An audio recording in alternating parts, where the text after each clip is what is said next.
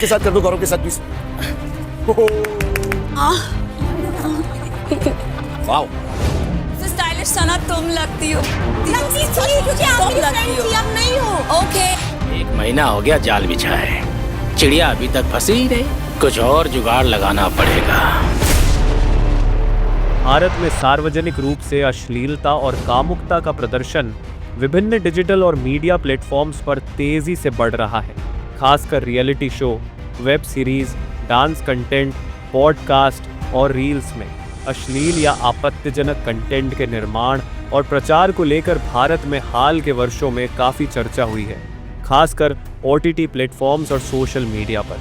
Netflix, Amazon prime, उल्लू, ALT Balaji के जरिए अश्लीलता को बढ़ावा मिल रहा है। हालांकि टीवी और OTT प्लेटफॉर्म्स पर अश्लीलता और कामुक सामग्री को लेकर भारत में हाल के वर्षों में काफ़ी विवाद रहा है। इंस्टाग्राम रील्स और यूट्यूब पर डांस वीडियो में अक्सर उत्तेजक कपड़े और यौन सुझाव देने वाली कोरियोग्राफी होती है। भारत में कुछ डांस रियलिटी शो जैसे डांस प्लस या इंडियाज़ बेस्ट डांसर में कामुक नृत्य प्रदर्शन देखे गए हैं। कुछ गेमर्स या स्ट्रीमर्स उत्तेजक कपड़े पहनकर या यौन टिप्पणियों के जरिए दर्शकों का ध्यान खींचते हैं। अमेजन प्राइम की मिर्ज़ापुर और पाताल लोक जैसी सीरीज पर हिंसा और यौन सामग्री के लिए सवाल उठे।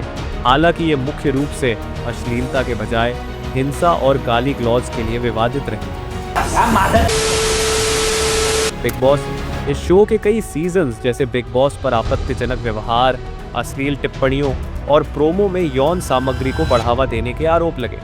स्प्लिट्सविला इस डेटिंग रियलिटी शो पर यौन संकेतों और अश्लील संवादों के लिए आलोचना हुई। ओनली फैंस प्लेटफॉर्म पर कई प्रभावशाली लोग जैसे मॉडल या एडल्ट कंटेंट क्रिएटर्स स्पष्ट सामग्री साझा करके प्रसिद्धि और आय प्राप्त करते हैं। उदाहरण के लिए कुछ पूर्व सोशल मीडिया सितारे या सेलिब्रिटी ने ओनली फैंस पर अपनी स्पष्ट सामग्री के कारण चर्चा बटोरी है। उल्लू, ये प्लेटफॉर्म अपनी वेब सीरीज में अश्लील और यौन सामग्री के लिए बार बार विवादों में रहा है। राष्ट्रीय महिला आयोग ने अश्लील सामग्री और महिलाओं को अंतरंग कृत्यों के लिए मजबूर करने के आरोप लगाए।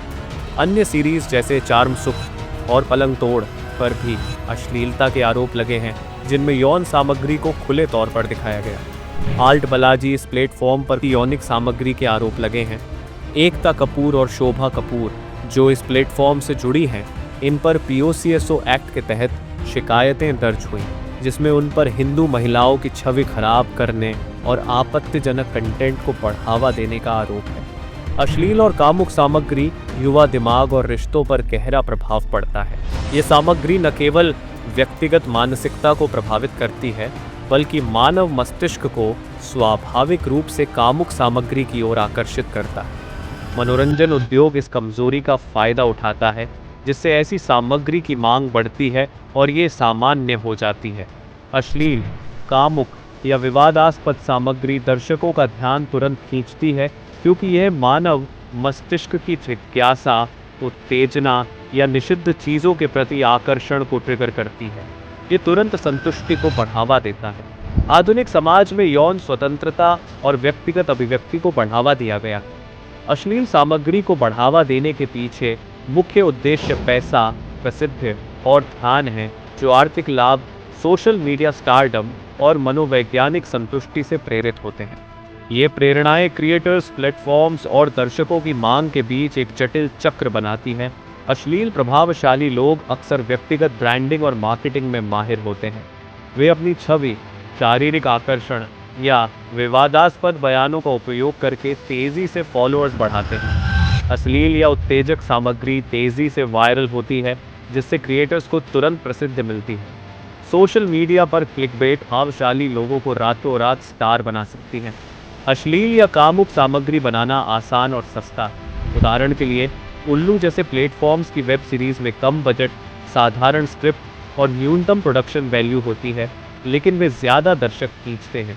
दूसरी ओर प्रतिभाशाली लोग को अपनी कला या काम को परिष्कृत करने में समय लगता है। इस कारण डिजिटल स्पेस में भीड़ के बीच अलग दिखने के लिए क्रिएटर्स अधिक उत्तेजक सामग्री की ओर बढ़ते हैं।